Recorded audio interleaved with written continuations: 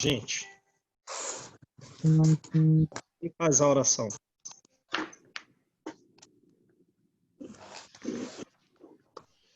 Amado Mestre Jesus, te agradecemos, ó Pai, pela oportunidade de nos reunirmos nesse dia, embora frio, mas muito bom, glorioso, Pai.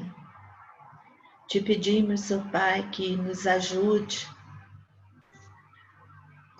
abrindo nossas mentes para o estudo que faremos hoje do Teu Evangelho. Senhor, abençoa a todos os desencarnados e encarnados que se encontram aqui, neste momento, nos nossos lares, para aproveitarem o estudo que será realizado. Pai, leva o teu amor, a tua luz e o teu bálsamo para todos nós, no lar de cada um, inclusive dos nossos irmãos que não puderam estar aqui neste momento. Senhor, fica conosco hoje, amanhã e sempre. Que assim seja.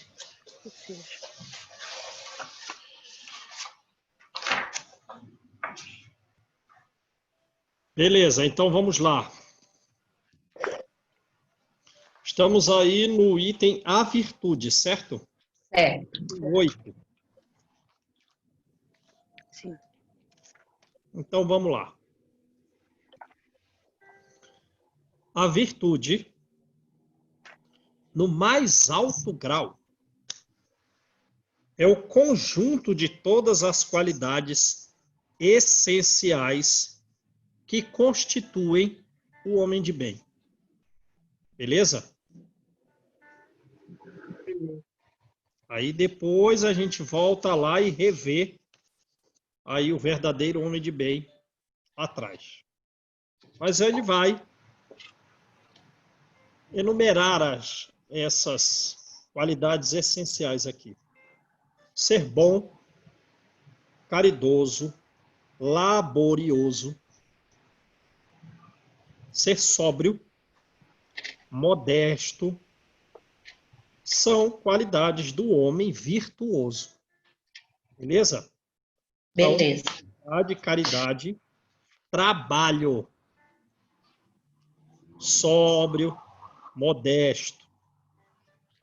Infelizmente, essas qualidades são quase sempre acompanhadas de pequenas enfermidades morais que lhes tiram o encanto e as atenuam. Quer dizer, a pessoa até tem essas qualidades, porém, num grau não tão elevado e em posição oposta, demonstrando uma evolução intermediária, tem outras espécies de enfermidades morais que, né, diminui aquelas, atenuam aquelas, tira o brilho que poderiam ter aquelas virtudes.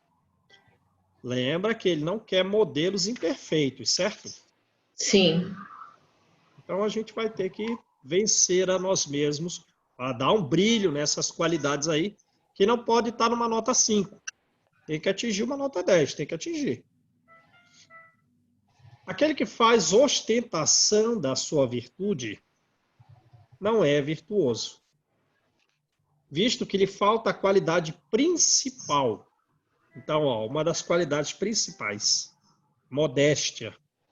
E tem o vício que mais se lhe opõe. Qual? O orgulho. A virtude verdadeiramente digna desse nome não gosta de exibir-se. Adivinham-na. Ela, porém, se oculta na obscuridade e foge à admiração das multidões. São Vicente de Paulo era virtuoso, eram virtuosos, o Cura das e muitos outros quase desconhecidos do mundo, mas conhecidos de Deus. Né? Então a gente vê aí, esses homens, a época deles, o mundo não os valoriza. Vão ser valorizados posteriormente, e ainda por alguns, né? Não por todos. São Vicente de Paulo, quem ouve falar muito desse homem aí? Ninguém ouve falar muito, né? Mas era virtuoso. Como eram virtuosos o cura de Ars. Lembra que tem uma mensagem lá atrás dele? Sim. De que trata a mensagem que ele trouxe? Ixi, não lembro, hein, João? Eu não lembro. Quem lembra? Não lembro, João. Ele é chamado para curar uma pessoa. Vou dar uma dica. É chamado para curar uma pessoa cega. Certo? Uma jovem. E aí, o que é que ele diz?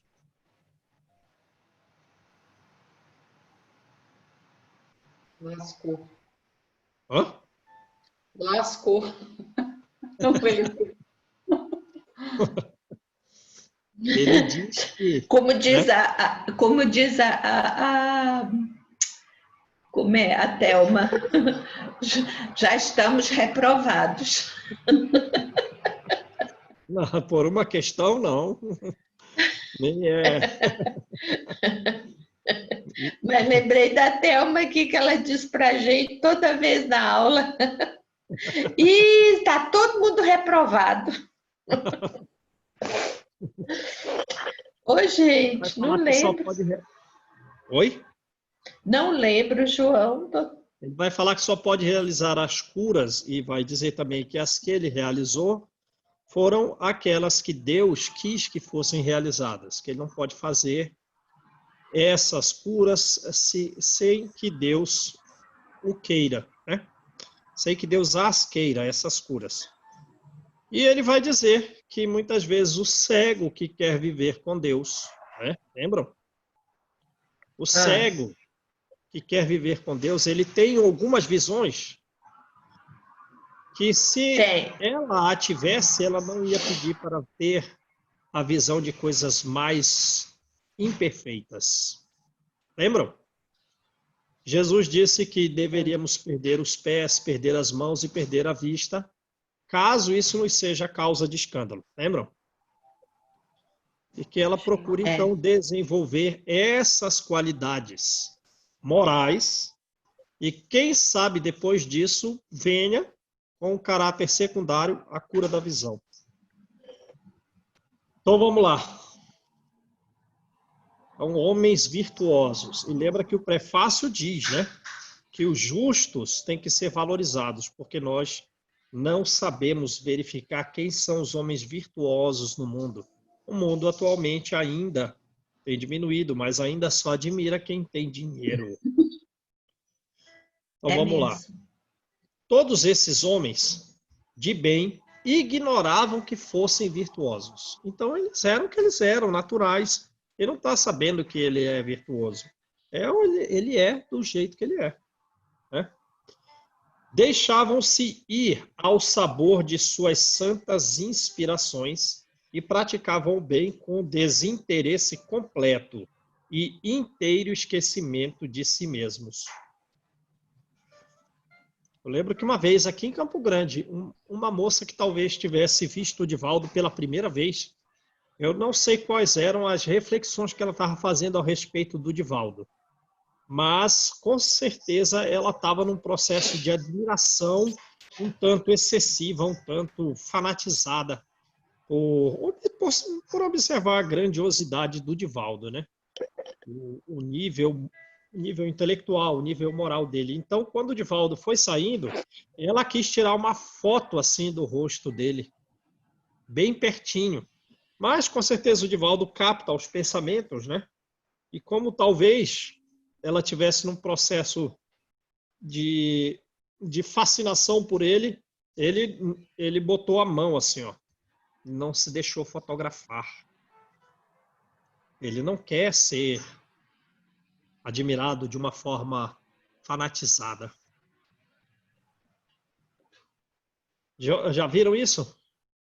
Não Já. vi, não. Eu Não, presenciei isso. Não, Você viu isso, eu não Stefania? vi. não, eu fiquei sabendo, mas não cheguei a presenciar, não.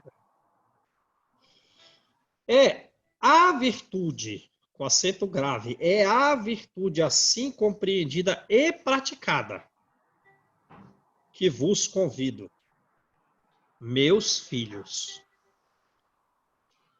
É a essa virtude verdadeiramente cristã e verdadeiramente espírita que vos incito, que vos estimulo a consagrar-vos.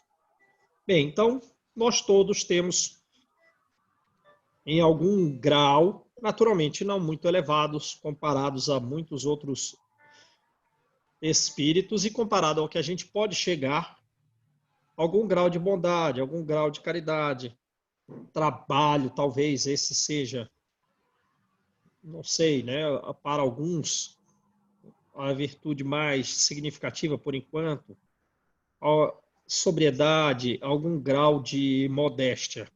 E não atingimos graus muito altos. Só que nós temos alguns outros defeitos que dão uma diminuída no brilho. Tem que passar uma cera nesse sapato aí, Stefânia. Não pode Vixe. chegar com o sapato sem brilho. É, Né? Perispírito tem que estar de brilhando. vez em, Então a gente de vai ter vez que em dar um quando jeito. de vez em quando dá um eclipse. Não vai chegar na formatura, né, para entrada no baile com o sapato manchado, né, com o sapato sujo de lama. Não vai dizer, olha, você não está em condição de entrar. É, Tá Afastai-vos, porém, de vossos corações tudo que seja orgulho, tudo que seja vaidade, tudo que seja amor próprio, que sempre tiram o encanto das mais belas qualidades. Então aí, ó. Orgulho, vaidade, amor próprio. Temos que diminuir cada vez mais isso.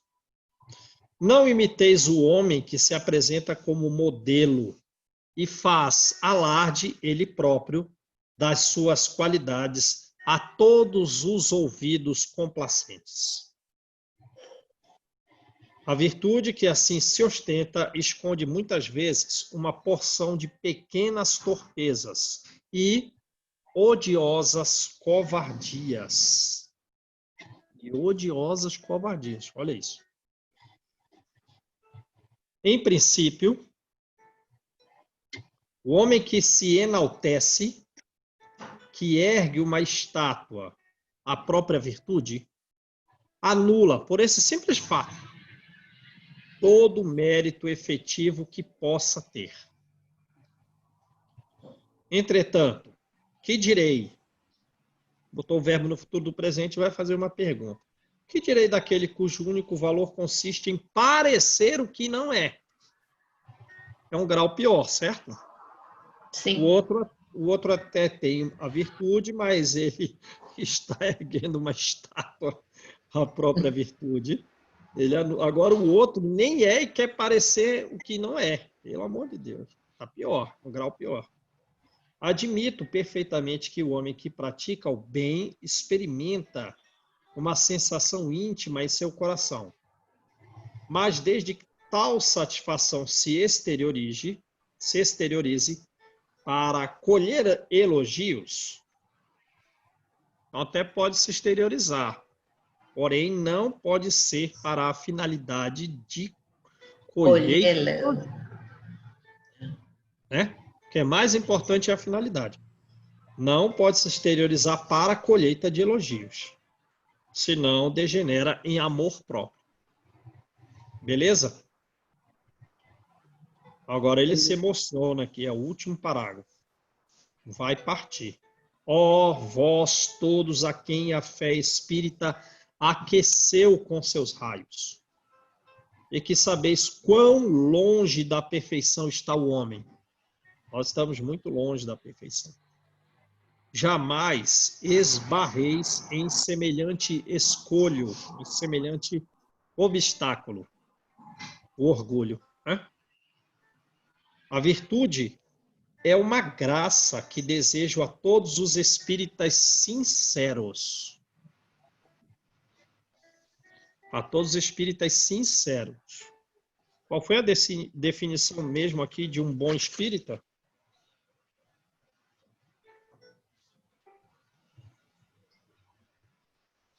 Qual foi? Quem era considerado bom espírita?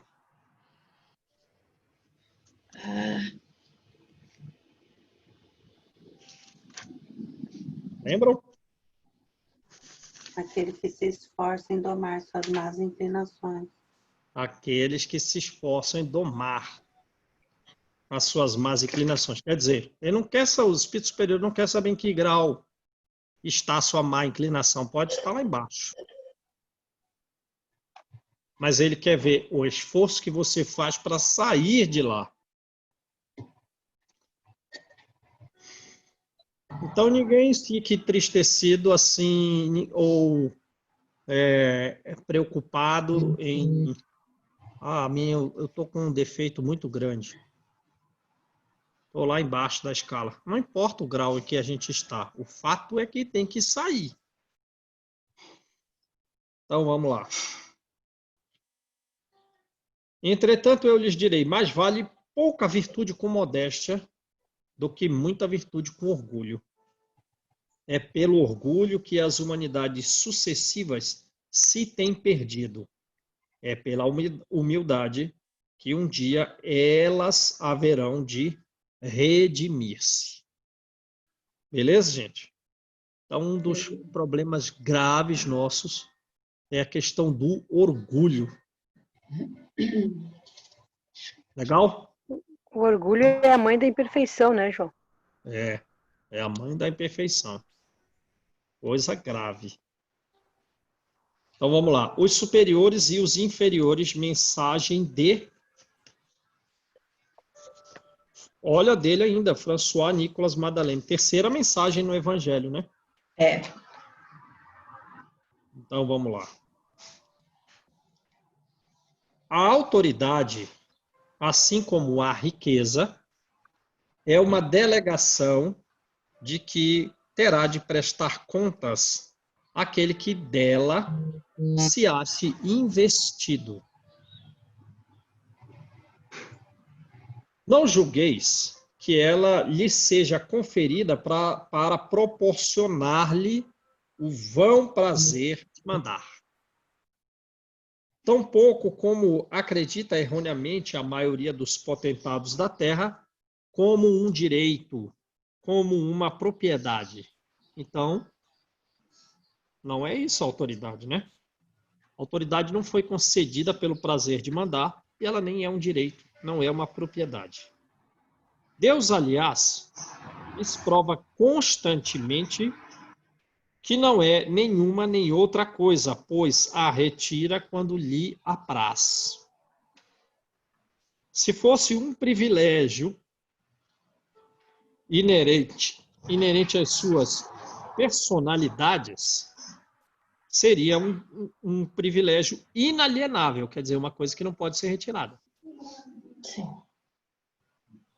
Ninguém pode dizer que uma coisa lhe pertence quando pode ser retirada sem o seu consentimento. Deus confere a autoridade a título de missão ou a título de prova, quando julga conveniente, e a retira quando bem o entende. Quem quer que seja depositário de autoridade, seja qual for a sua extensão, a extensão dessa autoridade, desde a do Senhor sobre o seu servo, até a do soberano sobre o seu povo, não deve esquecer que tem almas a seu cargo, que responderá pela boa ou pela má diretriz que dê aos seus subordinados, e que sobre ele recairão as faltas que estes venham a cometer. Olha isso, hein? Olha isso. É isso que eu fico pensando dos nossos políticos. Olha a responsabilidade que tem. É. Olha a responsabilidade que tem. É, E olha a nossa aí, porque nós seremos responsáveis, né? Cadê aqui? Recairão as faltas que estes venham a cometer. Então, digamos aqui, nós estamos todos num grupo relacionados, né? A falta de um, o outro participa com a responsabilidade. Os vícios a que sejam arrastados em consequência dessa diretriz ou dos maus exemplos, do mesmo modo que recolherá os frutos da solicitude de que usar para os reconduzir ao bem, né? Então, as faltas que cometam, aí pior que as faltas cometidas, são os vícios a que sejam arrastados por essa má direção, por esses maus exemplos. Vai responder por isso. Do mesmo modo que recolherá os frutos da solicitude de que usar para os reconduzir ao bem. Do mesmo modo que isso, né? Você também participa da vitória se eles acertarem, forem reconduzidos ao bem. quer dizer, Todo a homem... coisa toda é cumplicidade, né, João? Tanto para o bem quanto para o mal. Quer dizer, Exato. você vê alguém fazendo bem, você está em conjunto ali fazendo bem, tá ótimo. Agora, se você estiver em conjunto fazendo mal, quer dizer, o outro pode estar fazendo, você está vendo, não fez nada, você também é coautor daquilo ali, porque você está vendo e não se dispõe a falar, a criticar, olha, não pode, não dá e tal, né? Você acaba sendo também partícipe da coisa. Exato. Participaremos de algum grau da queda de todos que conhecemos e também do avanço, né?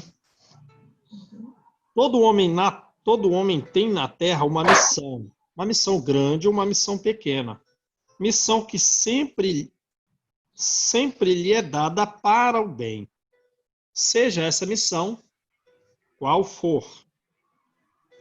Quem a falsear em seu princípio está, pois, falindo ao seu desempenho. Beleza?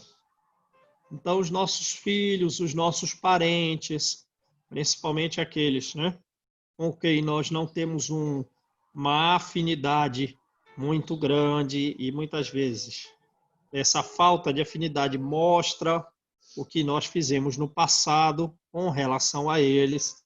Então, já há um vínculo. E a depender do nosso comportamento, de como nós os tratamos, eles não entram no processo de recondução ao bem. Vamos ter que participar em algum grau da reconstrução do caminho dessa pessoa. Então, vamos lá. Assim como Deus pergunta ao rico, que fizeste da riqueza? Que em tua mão deveria ser um manancial de água viva e espalhar a fecundidade à tua volta? Igualmente perguntará aquele que disponha de alguma autoridade. Que uso fizeste dessa autoridade? Que males evitaste? Que progresso facultaste? Se te dei subordinados, não foi para que os fizesses escravo da tua vontade, nem instrumentos dóceis aos teus caprichos, nem instrumentos dóceis à tua cupidez. Fiz-te forte e te confiei os fracos, para que os amparasses e os ajudasse a subir para mim. É exatamente a resposta que Abigail dá a Saulo. Quando ele diz, mas espera aí, esse Cristo, ele não veio, só veio para os desamparados e desiludidos, mas Jerusalém também tem os homens fortes. E eles não são auxiliados por esse Cristo. Ela diz justamente isso aqui. Conforme Jesus, a vida é cheia, a nossa vida deve ser de atitudes para que a família progrida. Os homens fortes têm por finalidade auxiliar os fracos nessa escalada evolutiva. Mas, muitas vezes, os inimigos se instalam no coração, disse ela. O egoísmo, o orgulho, a vaidade. E então, nós não trabalhamos em prol dessa finalidade. Os ricos, por exemplo, nem reconhecem mais que Deus existe. E alguns só trabalham sob o aguilhão, né, sobre o relho, sobre o chicote. É exatamente o que ela fala. O superior que se ache compenetrado das palavras do Cristo não despreza ninguém que esteja abaixo dele, porque sabe que as distinções sociais não prevalecem diante de Deus. Lá do outro lado, não importa não, hein? Ah, não. A Estefânia é muito rica, tem 15 empregados na casa dela. Lá do outro lado, tem essa de distinção social, não. O Espiritismo lhe ensina que, se eles hoje lhe obedecem, talvez já lhe tenham dado ordens, ou poderão dá-las mais tarde, e que ele então será tratado conforme os haja tratado. E na próxima vida alternam essas posições. Beleza?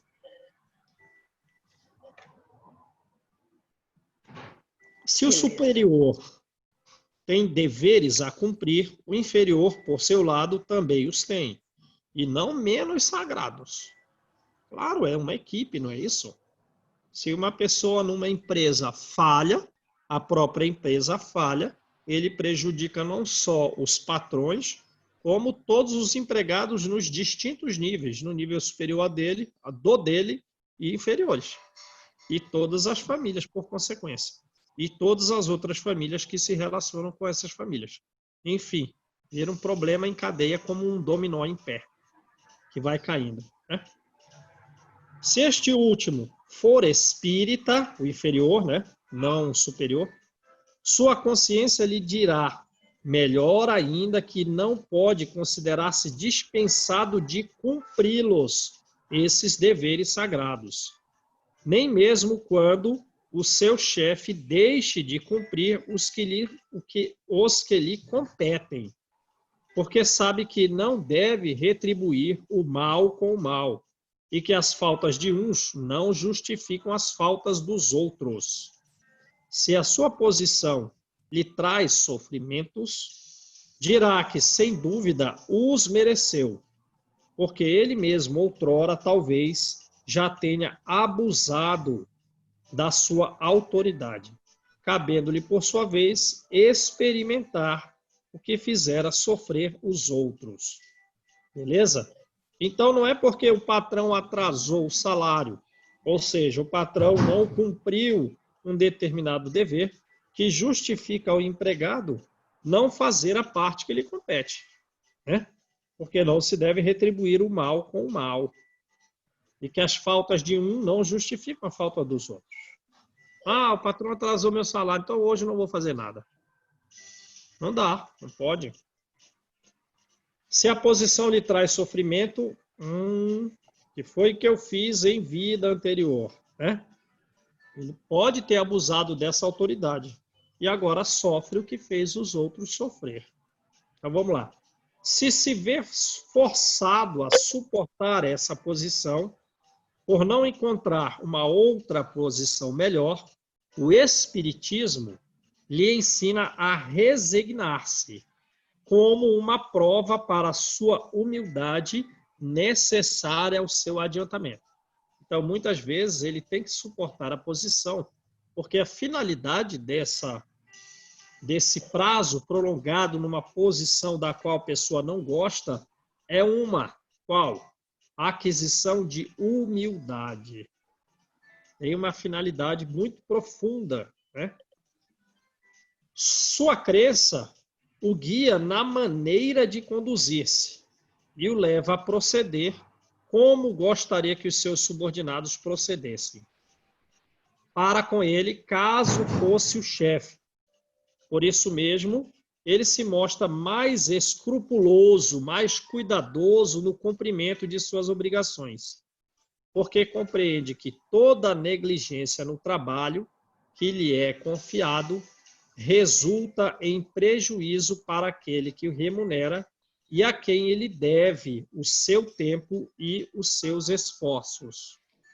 Numa palavra, ele é induzido pelo sentimento do dever que a fé lhe dá e pela certeza de que todo desvio do caminho reto implica uma dívida. Todo desvio do caminho reto implica uma dívida que cedo ou tarde terá que pagar. Beleza, gente? Ah, Joia? é muita responsabilidade.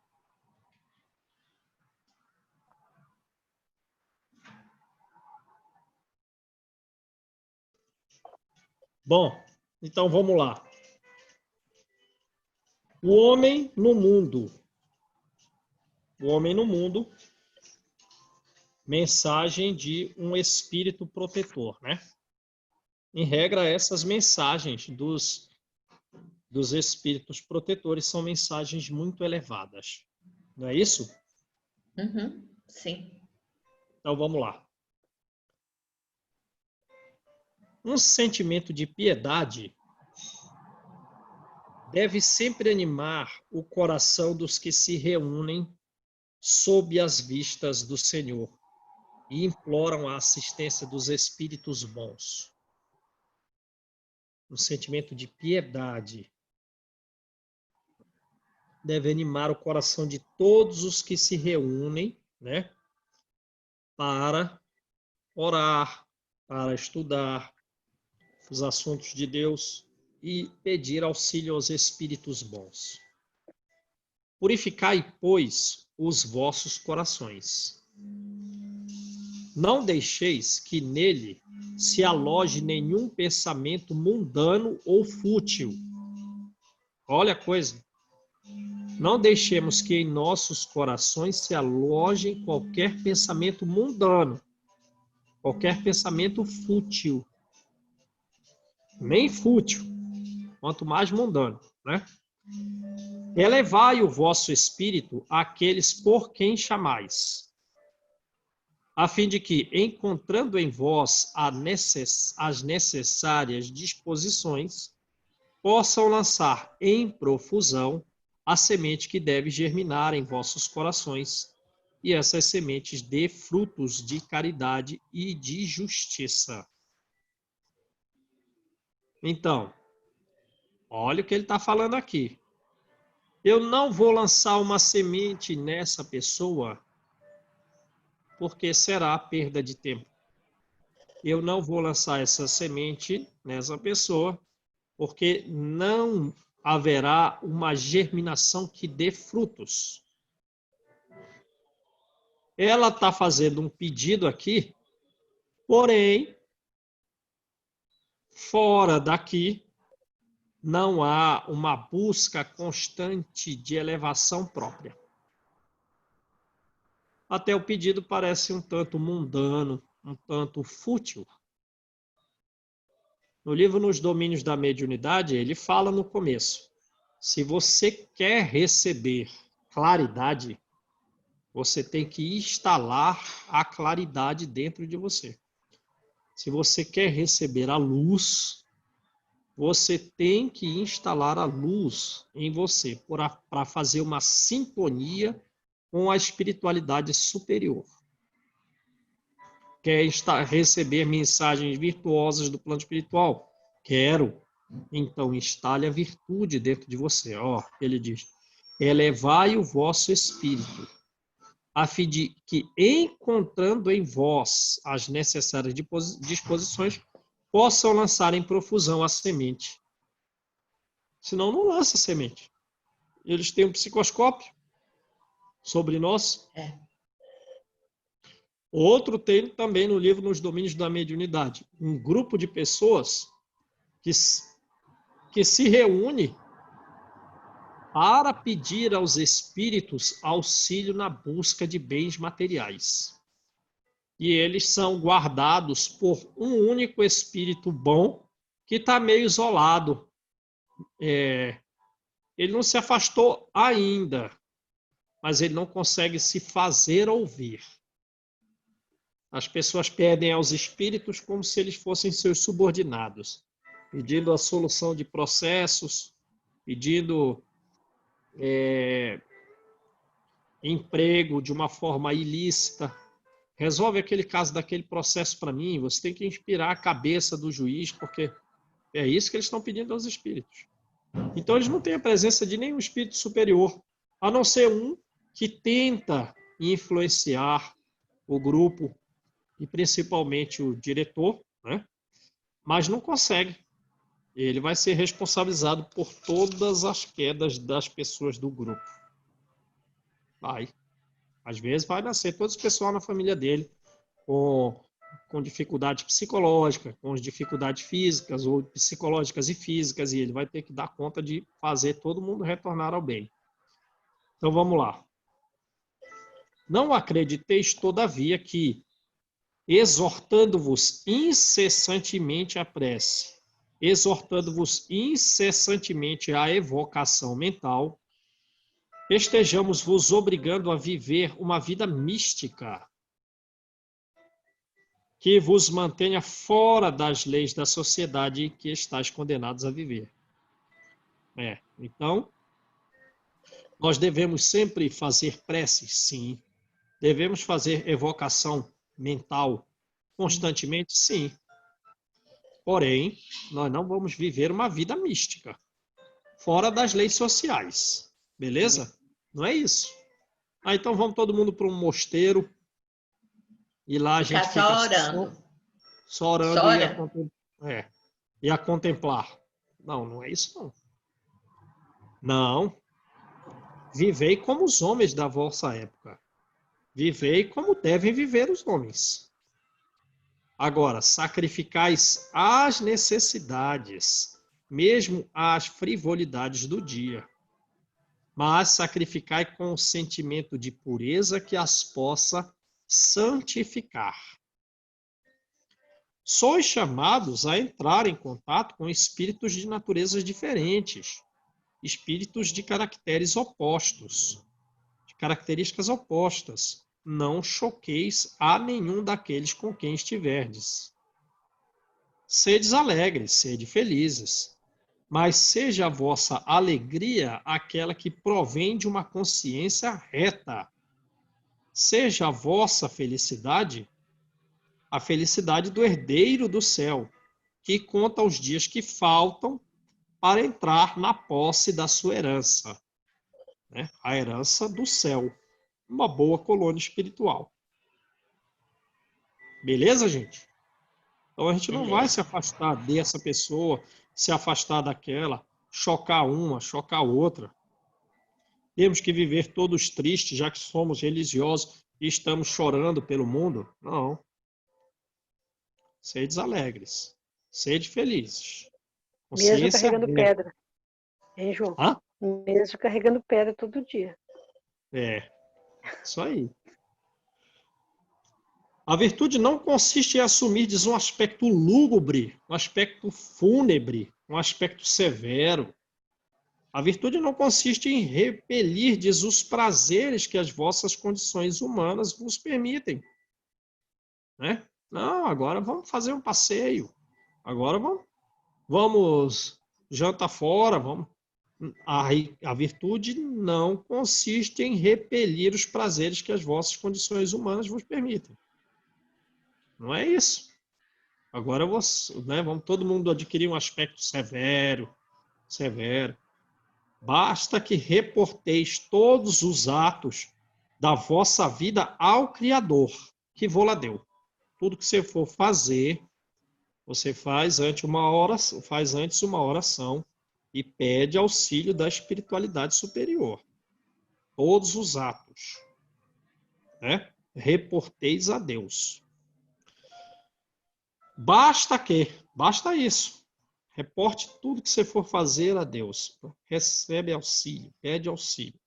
Basta que quando começardes ou quando acabardes uma obra, olha aí, eleveis o pensamento a esse Criador e lhe peçais, no arroubo da alma, no estado de êxtase da alma, de elevação da alma, ou a sua proteção para que alcanceis êxito, ou a sua bênção para a obra concluída. Então, vamos fazer essa tarefa. Beleza.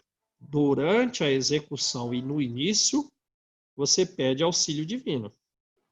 E vai pedindo, porque essa tarefa vai demorar 1 ano. Aí depois concluir, né? Aí você pede as bênçãos, foi concluído. Seja o que for que façais, remontai à fonte de todas as coisas, a Deus, né? A origem de tudo. Não fazendo coisa alguma, sem que a lembrança dele venha purificar e santificar as vossas ações. Beleza? A perfeição está toda, como disse o Cristo, na prática da caridade absoluta. Mas os deveres da caridade se estendem a todas as posições sociais, desde o menor até o maior, né? O homem que vivesse isolado não tem nenhuma caridade a praticar. Sim, porque a caridade necessita de mais alguém, né? Tem que estar num contexto social para ser praticada. Ora, se a pessoa se isolou, vai ser caridosa para com quem? Somente no contato com os seus semelhantes, somente nas lutas mais penosas, é que ele encontrará ocasião de praticá-la. Então, quando as situações são as mais difíceis, essas caridades são mais meritórias, porque exigem maiores sacrifícios, são lutas mais penosas. Aquele, pois, que se isola, priva-se voluntariamente do meio mais poderoso de se aperfeiçoar. Não tendo de pensar senão em si, sua vida é a vida de um egoísta, só pensa em si.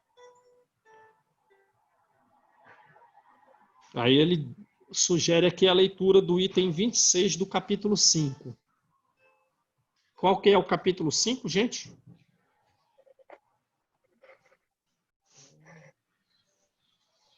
Aí é o mais longo. Bem-aventurados os aflitos, Bem-aventurados os Os aflitos. aflitos. causas e as aflições, os itens. Então, aí depois vamos aí cada um de nós ler o item 26 do capítulo 5. 26.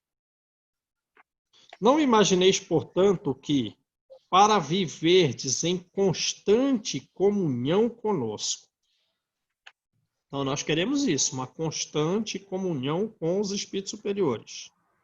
Não imagineis para isso, ou para viverdes sobre a vista do Senhor, seja preciso que vos mortifiqueis com o silício e vos cobrais de cinzas. Não fica pensando que você tem que usar aquele instrumento de martírio, né? O silício, o instrumento pontiagudo que eu me enrolo na cintura ou enrolo na minha perna para sentir dor física, voluntariamente sentir dor física. Não, não é isso. E nem se cobrir de cinza. Não é isso. No livro Paulo Estevão, o Tiago Menor assumiu essa função, né? De se cobrir de cinzas, de mostrar sempre um ar fúnebre, um ar severo, porque senão eles iam destruir a igreja do caminho. Não, não. Ainda uma vez vos dizemos. Não é isso. Vou repetir. Sede felizes, segundo as necessidades da humanidade. Mas que na vossa felicidade nunca entre um pensamento, nunca entre um ato que o possa ofender, né? Ou ofender a Deus, ofender aos outros. Ou fazer que se vele o semblante dos que vos amam e dirigem. Ou de fazer com que o nosso anjo da guarda tampe o rosto, porque esse pensamento que você pensou aí, pelo amor de Deus, se afasta disso. Ou esse ato que você praticou, esse ato vai fazer velar o semblante daqueles que nos dirigem e amam. Deus é amor, ele abençoa aqueles que amam santamente. Beleza, gente? Beleza. Então vamos lá. Cuidar do corpo e do espírito. Mensagem do Espírito Protetor, Georges, né? Então vamos lá. Consistirá a perfeição moral na maceração do corpo? Isso é a perfeição moral. Eu próprio castigar, martirizar o meu corpo físico? Isso é a perfeição moral? Para resolver essa questão, apoiar-me-ei em princípios elementares. E começarei por demonstrar a necessidade de cuidar-se do corpo e não em macerá-lo.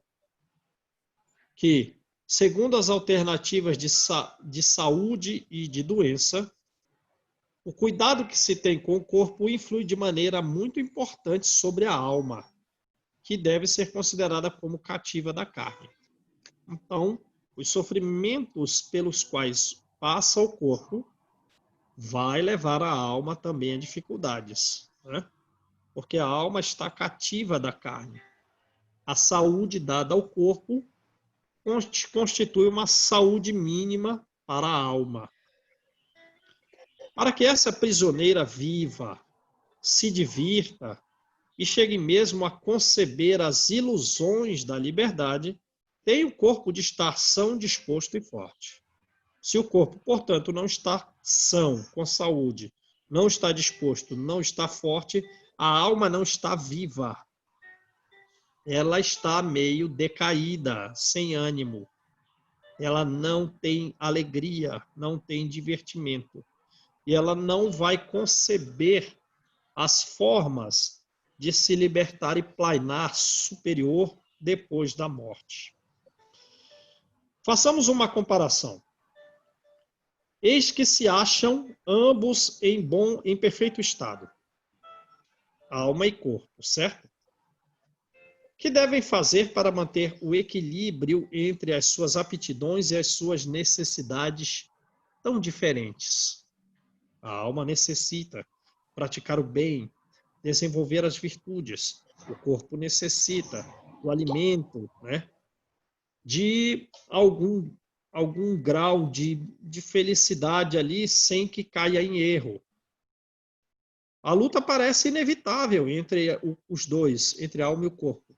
E é difícil achar-se o segredo de como se chegar ao equilíbrio. Dois sistemas se defrontam aí. Duas ideias relativas de como se deve viver. Dois sistemas se defrontam aqui. Qual? Dos sistemas, o primeiro, o sistema dos ascetas, sistema extremamente rigoroso com relação ao corpo. E que não se deve seguir nada que possa trazer algum grau de saúde ou cuidado com o corpo. O sistema dos ascetas, que querem aniquilar o corpo. Então, ser severo demais com o seu corpo aí. Esse é o sistema dos ascetas. Só se preocupa com a sua alma. Esquece tudo que possa trazer mesmo a saúde para o corpo. Sistema dos ascetas, muito rígido para com o corpo. Outro sistema é o sistema dos materialistas, que quer gozar e satisfazer ao corpo ao máximo e rebaixar a alma. Ora, esses dois sistemas são duas violências. Ambos são insensatos, esses sistemas, tanto um quanto o outro. São ideias exageradas, extremistas, tanto um quanto o outro. Ao lado desses dois sistemas, dos ascetas e dos materialistas, grandes partidos pululam a numerosa tribo dos indiferentes que, sem convicção e sem paixão, são mornos no amar e econômicos no gozar. Então, o que acontece? As pessoas estão todas aí entre esses dois partidos. Os indiferentes, que não têm uma convicção, né, a respeito da alma, que também não tem tanta paixão física, mas são mornos assim, não está muito quente e também não está muito exagerado nos gastos para com o corpo, não são assim pródigos. Não avança nem numa coisa, nem numa outra, fica ali pelo meio. Onde então está a sabedoria? Onde então a ciência de viver? Como é que que eu devo bem viver? Não devo viver como os ascetas, não devo viver como os materialistas e também não devo ser meio que indiferente. Qual é a ciência do bem viver? Não está. Onde que eu vou achar? Não vou achar em lugar nenhum, né? E o grande problema ficaria sem solução se o espiritismo não viesse em auxílio dos pesquisadores, demonstrando-lhes as relações que existem entre o corpo e a alma e dizendo-lhes que já que são necessários um ao outro, é preciso cuidar de ambos. Então, quem vai dar a solução, porque a solução não tem na Terra, é o Espiritismo que vai dar a solução. E que nós temos que cuidar tanto do corpo quanto cuidar da alma. Amai, pois, a vossa alma, porém, cuidai também do vosso corpo, que é o instrumento da alma. Ignorar as necessidades que a própria natureza indicar é desconhecer as leis de Deus. Então, você tem que beber aí os 2,5 litros de água, você tem que comer de forma moderada, né? Não pode ficar bebendo, não pode ficar fumando. Tem que cuidar do corpo. Não castigueis o corpo pelas faltas que o vosso livre-arbítrio o induziu a cometer e pelas quais ele é tão responsável quanto o cavalo mal dirigido pelos acidentes que causa. Ou seja, o problema, qual é a culpa do cavalo se ele foi mal dirigido? Ele vai sofrer. Mas, né, o corpo não é o culpado. O culpado é o espírito que tem o livre-arbítrio. Certo? Certo. Sereis, por acaso, mais perfeitos se martirizando o corpo. Compra um chicote aí e faz como algumas pessoas lá na Índia ou outras regiões orientais que ficam se castigando. Sereis, por acaso, mais perfeitos se martirizando o corpo. Não vos tornardes menos egoístas, menos orgulhosos e mais caridosos para com o vosso próximo? É o martírio corporal que vai diminuir o egoísmo, o orgulho e nos tornar mais caridosos? Não. Não. Nada. A perfeição não está nisso. A perfeição está onde? Está toda nas reformas porque fizerdes passar o vosso espírito. Dobrai-o, o espírito. Submetei-o, o espírito. Humilhai-o, mortificai-o nos seus desejos indevidos, contrários à vontade divina. Esse é o meio de os tornardes dócil, o espírito, à vontade de Deus. E esse é o único meio que conduz à perfeição. Beleza? Beleza. Trabalhar aí na caridade. É isso aí. Mortificar o espírito. Às vezes estou com uma raiva. Vai beber um copo d'água. Vai orar. Segura isso. Não, mas eu estou com vontade de falar. Segura isso. Né? Dobra esse espírito. Esse é o segredo da perfeição. Silencia e orai. É isso aí. Estou com vontade de fazer isso, isso e aquilo. É certo? Não, é errado. Para que vai fazer então?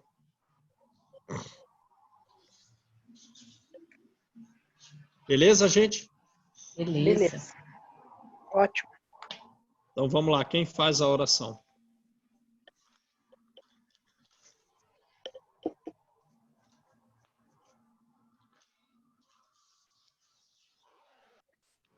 Amado Mestre Jesus, obrigado por mais este dia frio, maravilhoso, mas que a fraternidade aqueça nossos corações para mantermos próximo através da palavra, do Evangelho, nos auxiliando e auxiliando aos nossos amigos, irmãos, fraternos. Que nos fortaleça, Senhor, através deste estudo, para que possamos ser melhor hoje e principalmente amanhã estarmos no caminho, ajudando o nosso próximo. Sejamos iluminados a todos aqueles que estão presentes, aqueles que não estão no estudo. Abençoe, Senhor, o nosso universo, o nosso caminhar. Abençoe os doentes, os desamparados, os abandonados.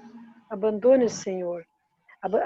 Auxilie, Senhor, o nosso dia hoje, trazendo-nos fraternidade, mais união, paz, mais entendimento a todos, Senhor. Abençoe nossos lares, todos aqueles que estão passando por dificuldade, que ainda o orgulho permanece em nós, que nós possamos lapidar e amanhã sermos um pouco mais humildes. Obrigado, Senhor, por a oportunidade desse ensinamento. Que Deus abençoe o lar do João, a saúde dele, todos os lares que estão precisando neste momento de uma energia positiva, de uma sua bênção. Obrigado, Senhor, pela tua companhia hoje e sempre. Graças a Deus.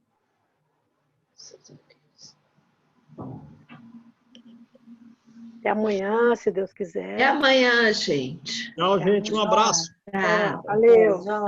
Fica com Tchau.